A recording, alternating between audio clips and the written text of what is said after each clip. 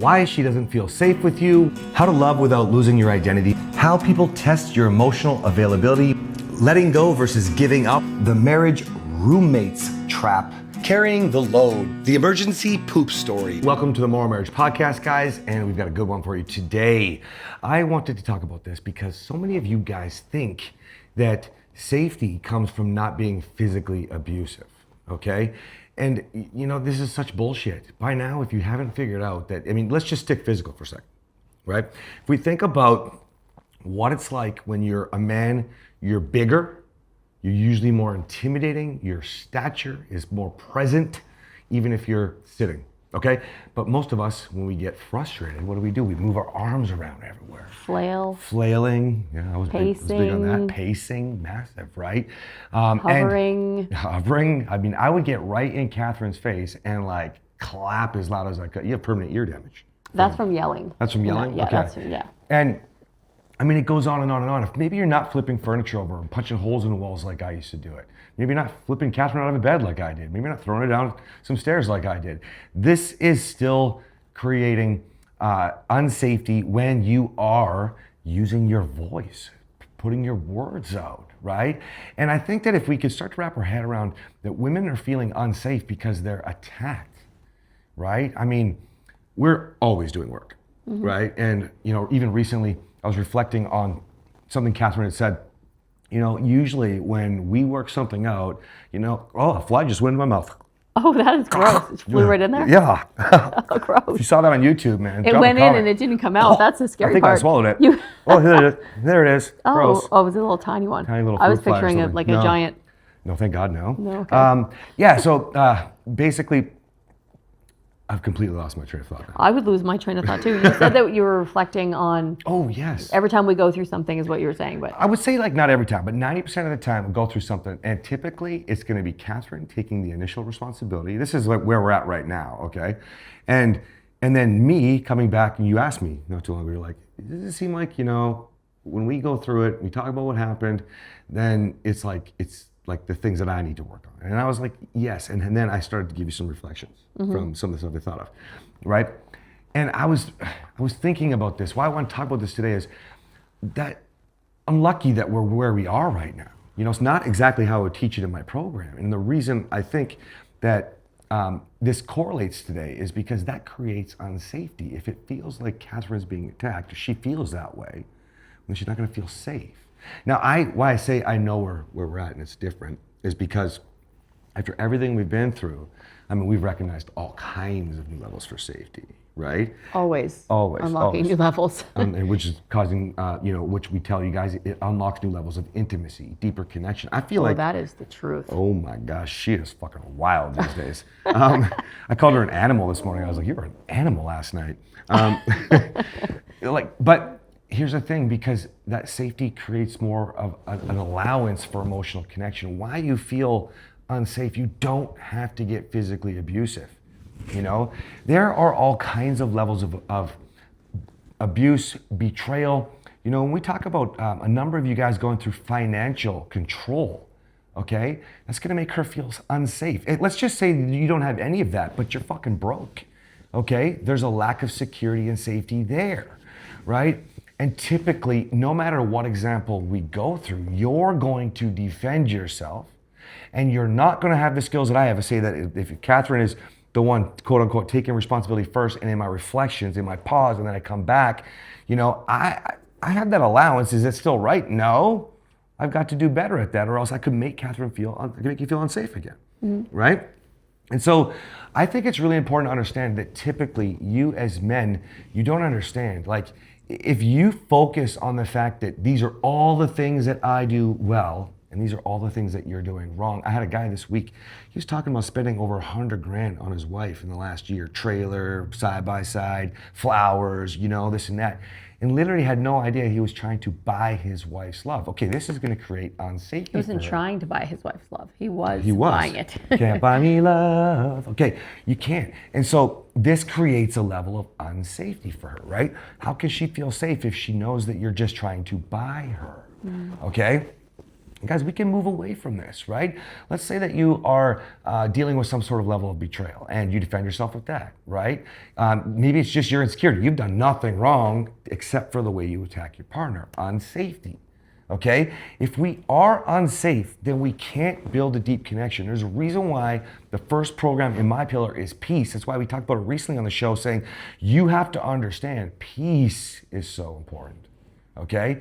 And without safety, there is no trust. That's why it's the very first thing we work on in what I call a partnership pillar. You know what I mean, baby? Yeah. Yeah, peace is more important than people understand, I think. Yeah. I think even us right now, like we are going through new levels of peace because of safety and recognizing that even though we've always, guys, we need you to understand, if you haven't been watching long, like we progress in our relationship, okay? And sometimes it can feel a little quote unquote worse, and it's major breakthrough is what we recognize, right? Yeah. But I think even through some of the stuff that we've been through and what we're dealing with today, you know, as of late, I would say, I mean, we recognize something. We said we're really, truly bringing peace back. Like it's been peaceful. There's been safety. There's been trust, but to a whole, I would say even more, a more peaceful feeling of peace. You know, I recognizing. think trusting the peace. So you talked about that's trust a good and you way to talked put about it. peace, but you have to trust that the peace is real. Because even if the peace is there and you have the perception that the peace is temporary or it's a facade, then you don't trust the peace, and therefore the peace isn't actually there. Because your perception is your reality, really. Where else do you want to go with that? I don't know. You don't know? Where do you want me to go with it? I just think it's really, really cool. I think where I want to go with this is I was doing coaching calls yesterday, 3 in a row. And when I was talking to all of these men, and then one of them men and women, I wanted to really get something else. I think a lot of you guys, you watch our show and you think this perfect couple. Well, I think we're pretty damn perfect. I mean, I think like as close as perfection, but we always keep striving for more. We keep recognizing that there's more. But I think that you guys need to realize that it's in the man and woman that we are, and in the way we bring that together, and then the way that we work through things. That's it right there. It's Right. not that we're perfect. It's the way that we work through things. Yes. The way that we acknowledge what we did wrong, the way that we reflect, the way that we grow. Because sometimes, guys, we're a hot mess. But We've been, yeah. we have been. Yeah. But Even today is what we're saying. Yeah. not today, like yeah, actually today, but in the recent history, like we always have the next thing that we need to overcome. And when anytime we overcome something, it's really, really difficult, you guys. And I always, everybody knows this, but marriage brings out the ugliest parts of you. And that whole saying, familiarity breeds contempt. That's real. But when you can get through whatever it is that's boiling up and come out on the other side of it stronger, that's why you guys look at us and say, look at that perfect couple, look how amazing they are. They don't fight. They don't, oh yes, we do. And I will say 2025, I'm glad that 2025 is done, because 2025 hit us with a lot of warfare, I would say. I would say, yeah. And not today, Satan. We're not going to back down. But I'm just thankful that fucking year is done, because 2025 was more difficult than all of the years prior, like all wrapped up into one. We just had so many things come against us, I feel. But we surpassed it. We broke through. We came out on the other side stronger. So I guess I'm thankful that it all happened, because we couldn't be where we are right now. But it's so hard, you guys, to remember that it's not about who you are in any given moment. It's about who you are after those moments happen.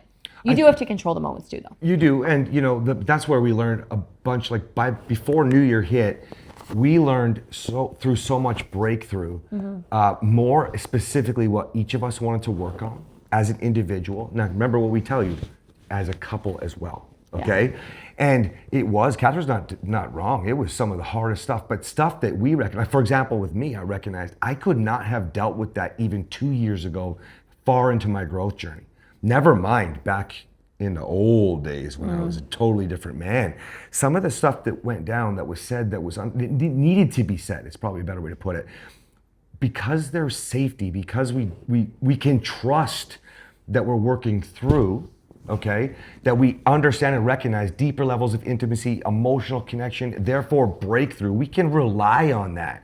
So even though, I know, for example, Kathryn said some things that really hurt me, but I needed to do this. She needed to get through that. And he said, right? Imagine how the old me would have reacted. And I said, I wouldn't have said that to the old you. Yes, yes. So even just that alone, it doesn't excuse the way that I said things, because here's the thing. When you have a breakthrough, there's usually going to be some sort of dysregulation. And it's called dysregulation for a reason. When you are dysregulated, it's very difficult in that moment to regulate yourself. Correct. And so if I'm dysregulated, or one of us is dysregulated and the other person jumps on the crazy train, that's the way that I say it. It doesn't matter which one of you is on the train, which one of you jumps on when you're as spicy as we are, because then it's just a fucking roller coaster right away.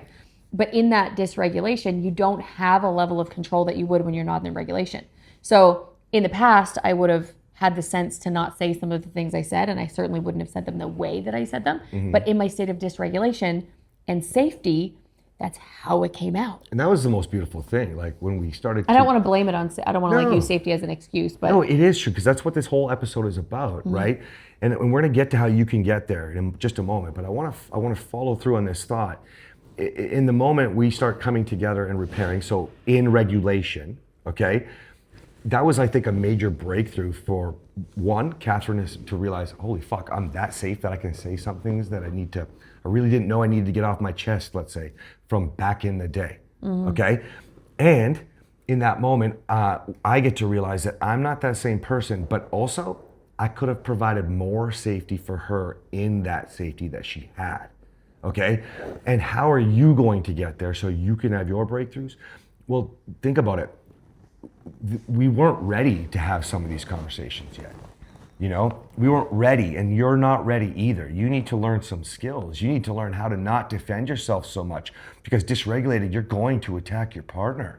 You are going to have to stop saying, I'm not going to go in there and I'm not going to fight back. You're going to have to stop fawning and shutting down.